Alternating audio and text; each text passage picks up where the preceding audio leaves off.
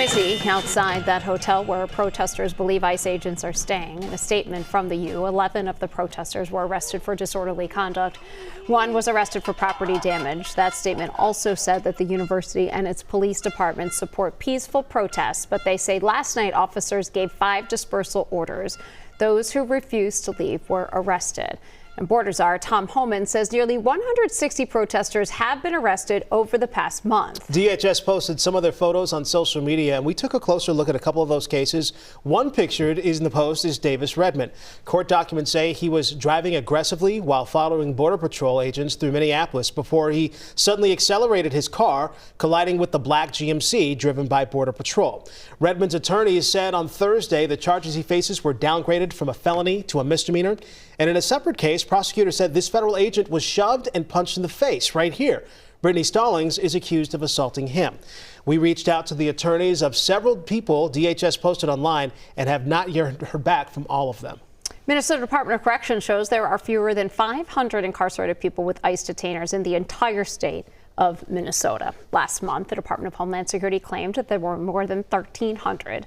The state has been pushing back on claims by the feds that prisons and jails are not honoring those detainers and instead releasing non-citizens who have committed crimes. On Wednesday, border czar Tom Homan said cooperation with jails was a factor in sending 700 federal agents out of Minnesota. Now, WCCO Investigates got a first look inside of a county jail housing detainees for ICE since Operation Metro Surge began. Crow Wing County Sheriff Eric Klang says that the jail began accepting ICE detainees last November. They have between 30 to 50 there at a time, saying they can come and go. He expects deputies to treat detainees with respect and says he wants them to have a positive experience in the jail. He asked about the county and who the county is housing and its jail for ICE and if they have a criminal history.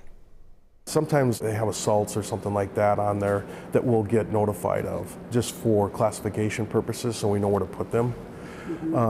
But the majority of them, we don't know if they have anything or not. Should you know who you're housing in your jail? Yes, we should.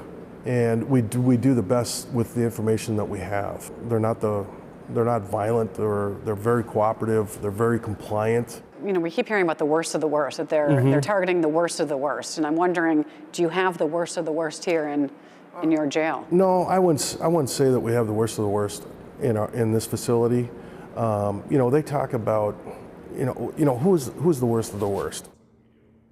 You can see that full story at WCCO.com. County also has 2 other agreements with ICE. Those agreements allow deputies to serve an ICE warrant to someone who's already inside their jail. It can also assist ICE in the community. And we'll have that part of the conversation. That'll be on our news tonight at 6. Minneapolis Public Schools is extending online learning options through April 6th as ICE activity continues. That's according to an announcement made last night by the school district.